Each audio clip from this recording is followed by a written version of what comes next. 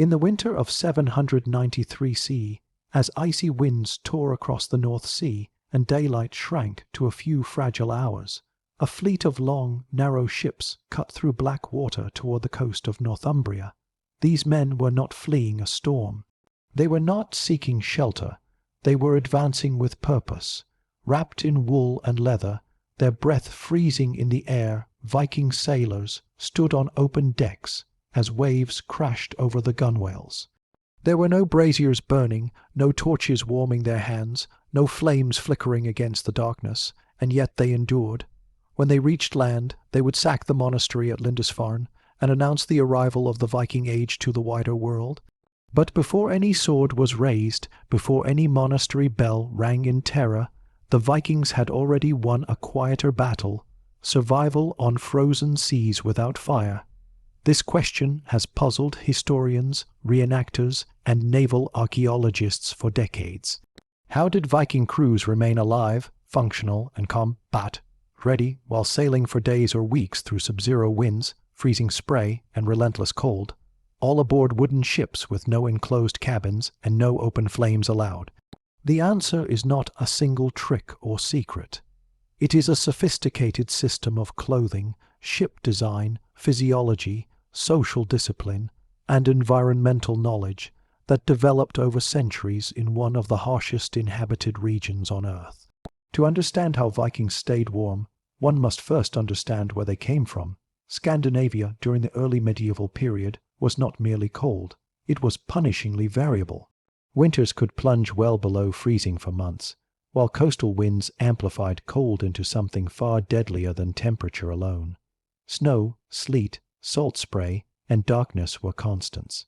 For communities in Norway, Denmark, and Sweden, survival depended on mastering cold long before a man ever stepped onto a ship. The sea did not introduce new dangers, it intensified familiar ones. Viking ships themselves were marvels of cold, weather engineering. Longships and knars were built using clinker construction, where overlapping planks flexed slightly with waves rather than resisting them rigidly. This flexibility reduced cracking and water ingress, but it also allowed ships to ride waves more smoothly, minimizing the amount of freezing spray that washed over the deck. The hull sat low in the water, but not so low as to be constantly swamped. More importantly, these ships were fast.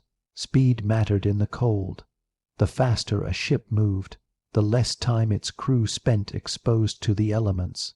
Fire aboard a Viking ship was not merely impractical. It was suicidal. The ships were coated in tar and resin. They were packed with dry rope, sailcloth, and wooden gear. One stray spark could destroy a vessel and everyone aboard it. Archaeological evidence and saga literature strongly suggest that open flames were avoided entirely while underway. Even cooking was typically done on shore, not at sea. This meant warmth had to come from elsewhere. That warmth began with clothing, but not in the way modern audiences often imagine. Vikings did not wear heavy furs constantly, nor did they rely on thick, rigid layers that restricted movement. Instead, they perfected a system of layered wool garments. Wool was the cornerstone of Viking survival. Unlike linen or cotton, wool retains insulating properties even when wet. Its fibers trap air, creating a thermal buffer around the body. When soaked with seawater or snow, wool continues to slow heat loss rather than accelerating it. Under tunics and trousers, Vikings wore tightly woven wool underlayers. Over these came looser outer garments that trapped additional air. Cloaks, often fastened with brooches, could be adjusted depending on wind direction and activity level. When rowing, a man generated heat through exertion. His clothing allowed excess heat to escape gradually without soaking the inner layers in sweat. When resting, he could close his cloak and conserve warmth. Footwear was equally critical. Viking shoes were made of leather, but they were worn with thick woolen socks or foot wrappings. These wrappings could be removed, wrung out, and replaced if damp. Wet feet were a death sentence in cold maritime environments. Vikings understood this intimately.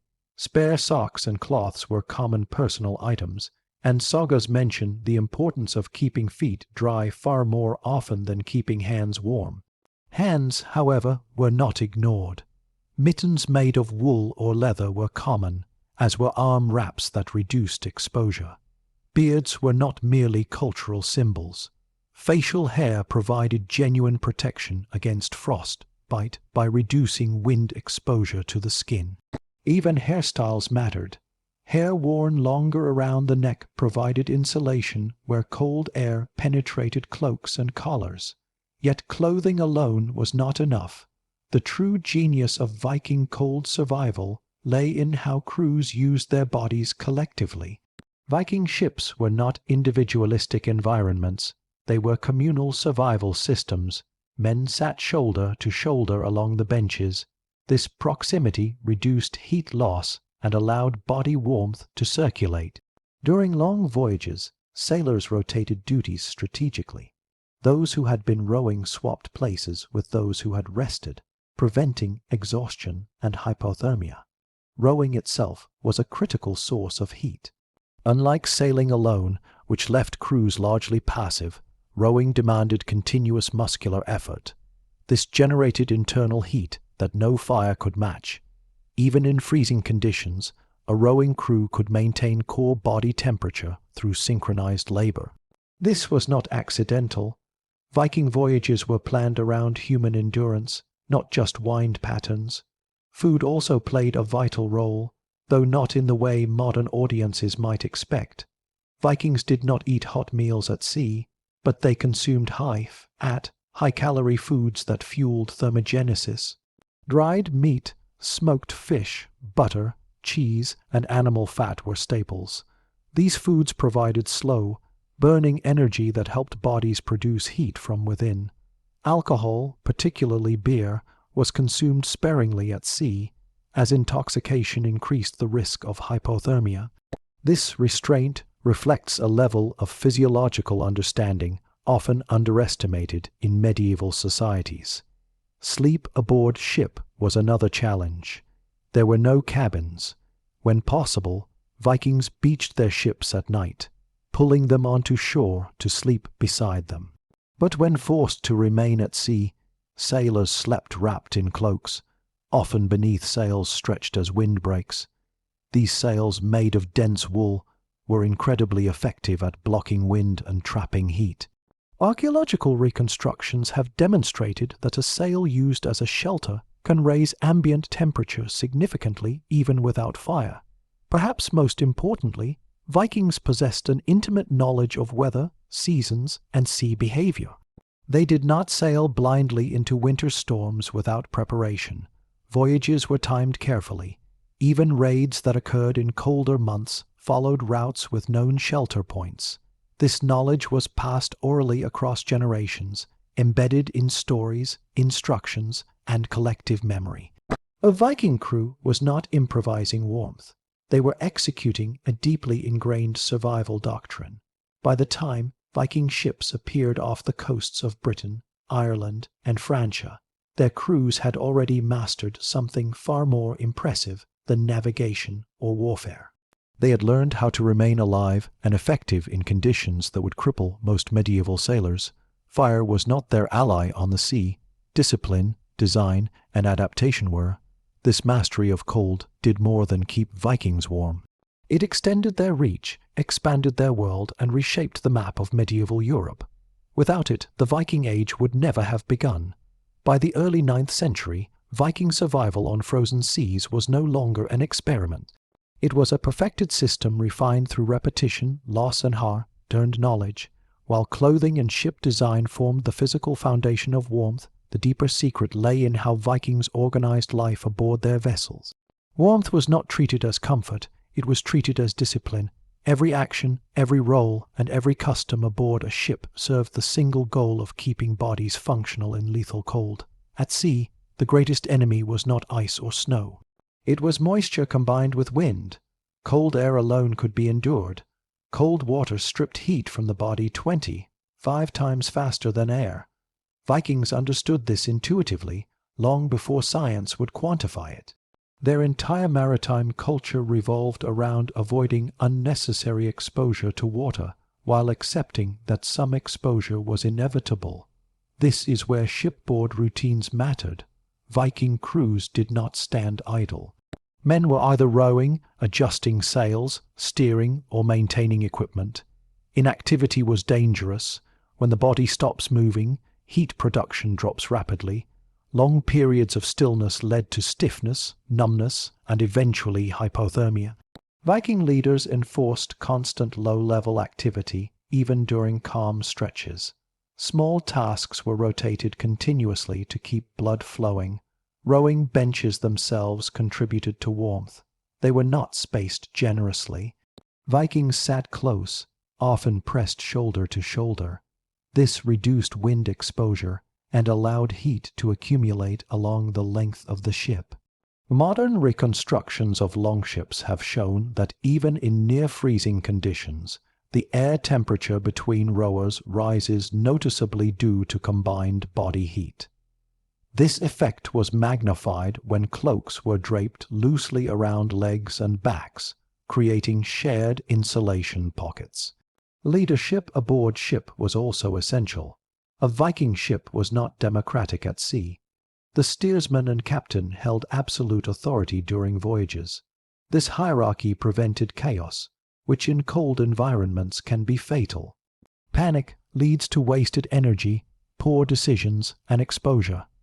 Clear commands ensured that sails were reefed before storms worsened, that oars were raised at the correct moment, and that no one acted independently in ways that risked the crew. Sleep deprivation was another hidden threat. Cold amplifies fatigue, and fatigue reduces the body's ability to regulate temperature. Vikings addressed this through watch systems. Even on smaller vessels, crews rotated rest periods so no one became completely exhausted. Those resting were positioned in the most sheltered parts of the ship, often near the center where motion was least violent and wind exposure was reduced. Cloaks doubled as bedding, and personal gear was arranged to block drafts. Sails deserve special attention in understanding Viking warmth. Made from densely woven wool treated with fat or oil, Viking sails were heavy, stiff, and remarkably effective insulators. When not raised, sails were folded and stacked along the sides or center of the ship. These stacks acted as windbreaks and thermal barriers. In extreme cold, sails could be partially rigged horizontally to create temporary shelters on deck. This practice appears in saga descriptions and is supported by experimental archaeology. One of the most misunderstood aspects of Viking warmth is their relationship with cold itself. Vikings did not fight cold blindly. They trained their bodies to tolerate it. Daily life in Scandinavia hardened individuals from childhood. Cold water exposure, outdoor labor, and minimal indoor heating conditioned their nervous systems and circulation. Modern studies of cold, adapted populations show that repeated exposure improves peripheral blood flow and reduces the risk of cold injury. Vikings likely benefited from similar physiological adaptations without understanding them scientifically. This conditioning allowed them to operate effectively at temperatures that would debilitate outsiders. When Viking ships reached warmer climates, such as the Mediterranean, chroniclers noted that Norsemen seemed strangely unaffected by heat and cold alike. This resilience was not genetic superiority. It was environmental adaptation reinforced by culture. Diet continued to play a central role during extended voyages. While food was cold, it was strategically chosen. Fatty foods were prioritized over carbohydrates. Animal fats provided sustained energy and increased heat production through digestion. Butter, tallow, and fatty cuts of meat were especially valued. Fish, often dried or smoked, supplied protein without spoiling. These foods could be eaten quickly without stopping work, minimizing exposure. Hydration was equally important. Dehydration accelerates hypothermia by reducing blood volume and circulation efficiency. Vikings carried water in barrels, but they also relied on milk, based drinks, and weak ale. Contrary to popular myth, strong alcohol consumption was discouraged at sea. Intoxication dulled judgment and impaired thermoregulation. Saga accounts that glorified drinking almost always occur on land, not aboard ships during voyages. The psychological dimension of warmth cannot be ignored. Cold is as much a mental challenge as a physical one. Fear, stress, and despair increase heat loss by constricting blood vessels and accelerating fatigue. Viking culture emphasized stoicism, endurance, and collective identity. Songs, chants, and rhythmic rowing helped maintain morale. The sound of oars striking water in unison created a sense of control amid chaos. This psychological stability directly contributed to physical survival.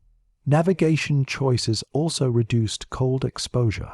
Vikings hugged coastlines when possible, using islands and fjords as windbreaks. Open ocean crossings were timed carefully. Even daring voyages, such as those to Iceland and Greenland, followed seasonal windows when conditions were harsh but predictable. Unpredictable cold was deadlier than extreme cold. When storms struck, Viking responses were swift and rehearsed. Sails were lowered quickly to prevent capsizing. Oars were used selectively to maintain heading without exhausting the crew. Water was baled continuously to prevent ice formation inside the hull. Ice buildup added weight and destabilized ships, so crews broke and removed it as soon as it formed. These actions required coordination, strength, and clarity of command. Archaeological finds reinforce these practices. The Oseberg ship burial, dating to the early 9th century, contained extensive textile remains, including wool garments, blankets, and sail fragments. Analysis of these textiles shows advanced weaving techniques optimized for insulation rather than decoration. The sheer volume of textile material aboard the ship suggests that warmth management was a logistical priority, not an afterthought. The ability to stay warm without fire had enormous strategic consequences. Viking ships could approach coastlines silently without the telltale glow of flames. Raids could be launched at dawn after cold night voyages that defenders believed impossible. Rivers frozen at the edges but open at the center became highways rather than barriers. Cold seas, instead of protecting monasteries and towns, became Viking roads. This mastery reshaped European history. Coastal defenses were redesigned. Monasteries moved inland. Kingdoms invested in fleets to counter an enemy that did not retreat with winter. The Viking Age was not driven by brutality alone. It was driven by adaptation. By conquering cold, Vikings conquered distance, and by conquering distance, they changed the medieval world. By the middle of the 9th century, Viking mastery of cold seas had moved beyond survival and become a decisive strategic weapon. What began as adaptation to a hostile environment evolved into an advantage that reshaped trade, warfare, and exploration across 3 continents. The ability to remain warm without fire allowed Vikings to operate where others could not, when others would not. Winter, which immobilized most medieval societies, became a season of opportunity. Contemporary chronicles reveal how shocking this was to their victims. Frankish and Anglo-Saxon writers repeatedly described Viking attacks as sudden, unnatural, and seemingly impossible. Fleets appeared in freezing conditions when rivers were thought unnavigable and seas believed too dangerous. Defenders assumed cold weather offered protection. The Vikings proved otherwise. This advantage rested not only on technique but on worldview. Vikings did not view the sea as a barrier separating lands. They viewed it as connective tissue. In winter, when roads turned to mud and snow, ships remained the fastest and most reliable means of travel. Cold seas, while dangerous, were predictable to those who understood them. Ice formed in patterns. Winds followed seasonal rhythms. Currents shifted but did not vanish. Knowledge, not bravery alone, allowed Vikings to exploit these realities. The expansion westward demonstrates this clearly. The settlement of Iceland in the late 9th century required voyages across the North Atlantic in some of the coldest conditions humans had ever willingly sailed. These journeys were not reckless. They were calculated. Ships were packed with extra wool, spare clothing, and sailcloth. Crews were selected for endurance rather than numbers. Livestock, tools, and families traveled together, meaning survival was expected, not merely hoped for. The sagas describe voyages lasting weeks through freezing spray and darkness.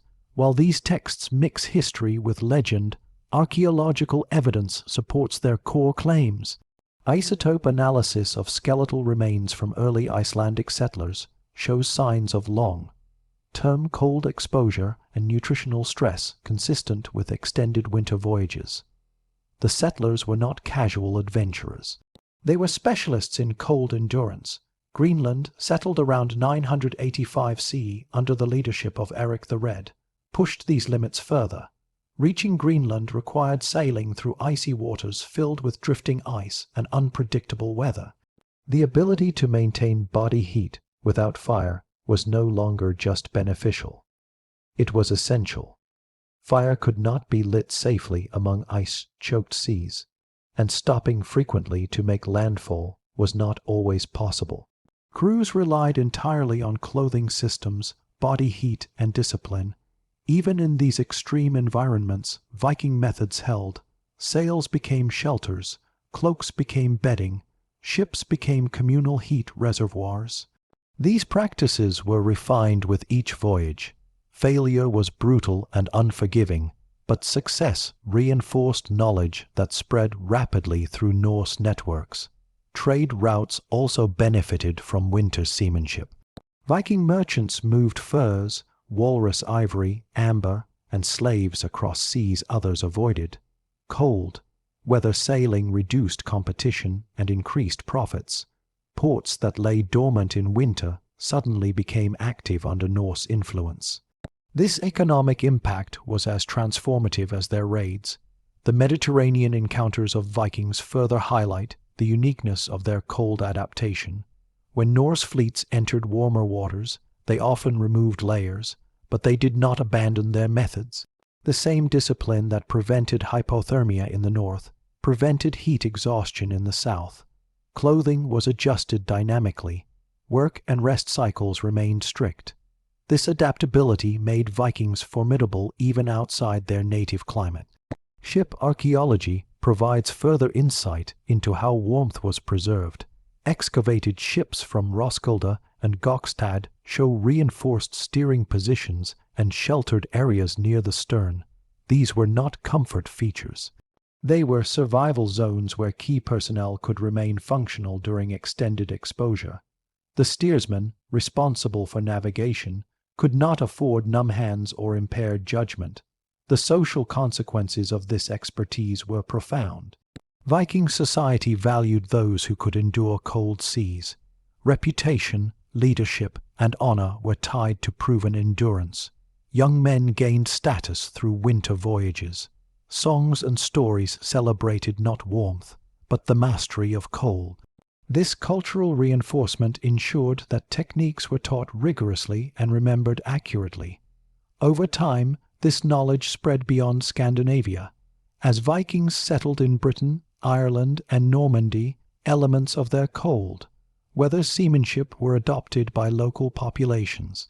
Ship design evolved, wool production increased, coastal communities learned to sail longer seasons.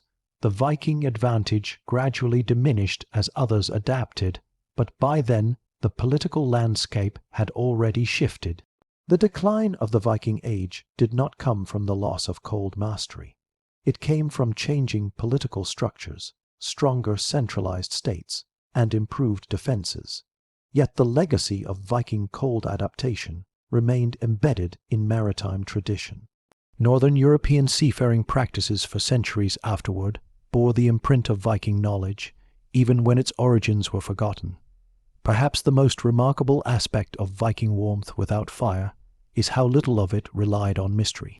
There was no secret substance, no lost technology.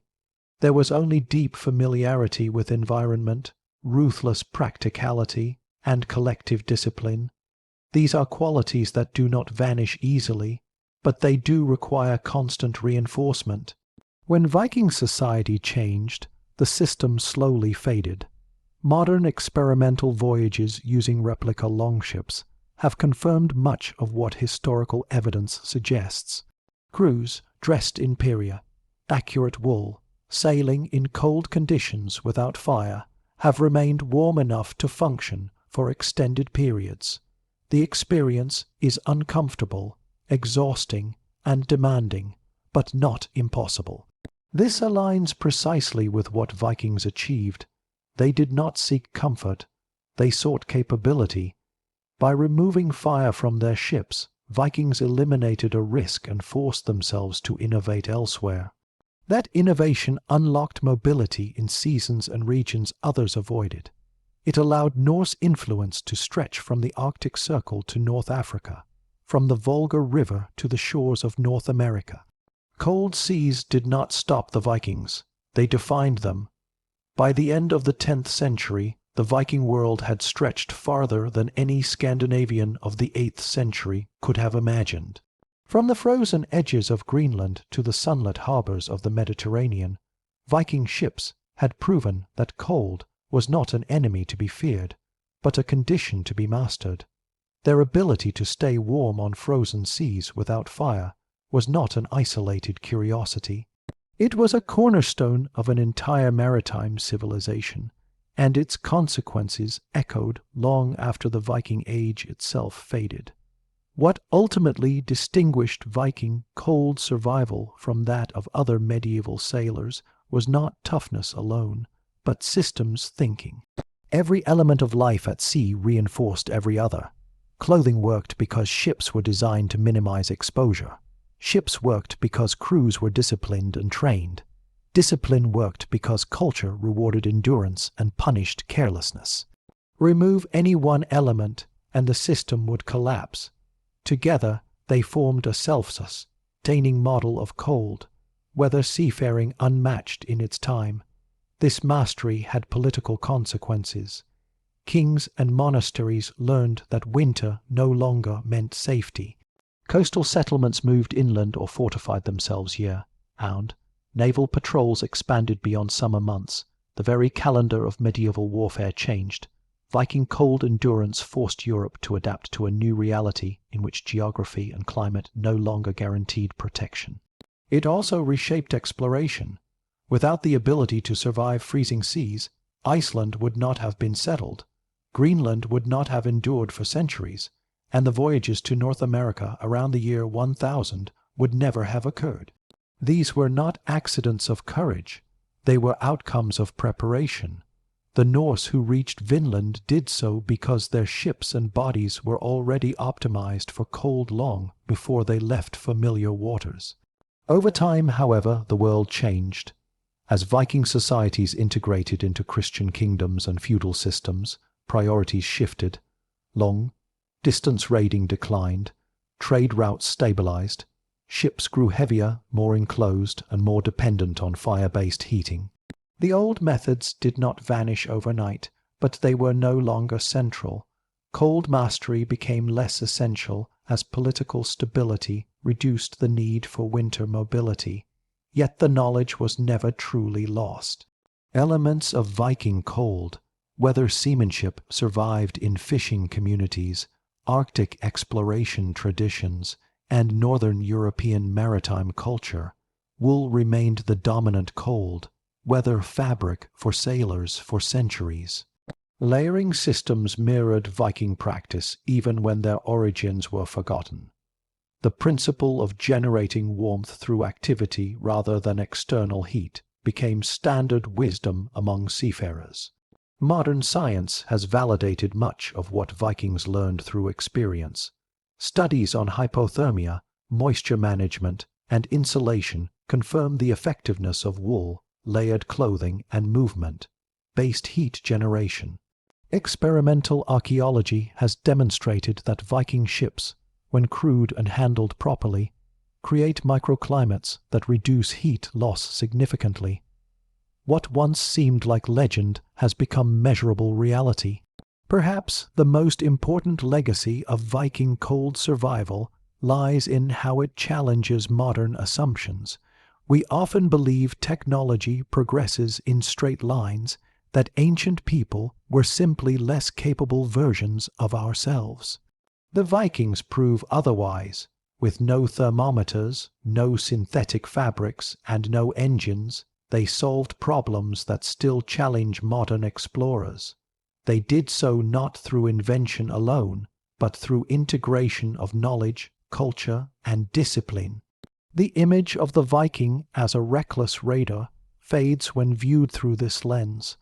What emerges instead is a picture of calculated endurance. These were men and women who understood their limits precisely because they tested them relentlessly. They did not rely on fire because they understood its dangers. They relied on themselves, on each other, and on systems refined through generations of survival. In the end, the frozen seas did not defeat the Vikings. They forged them. The cold shaped their ships, their clothing, their culture, and their destiny. By mastering warmth without flame, they unlocked a world that others believed unreachable, and in doing so, they left a legacy that still sails quietly beneath the surface of maritime history.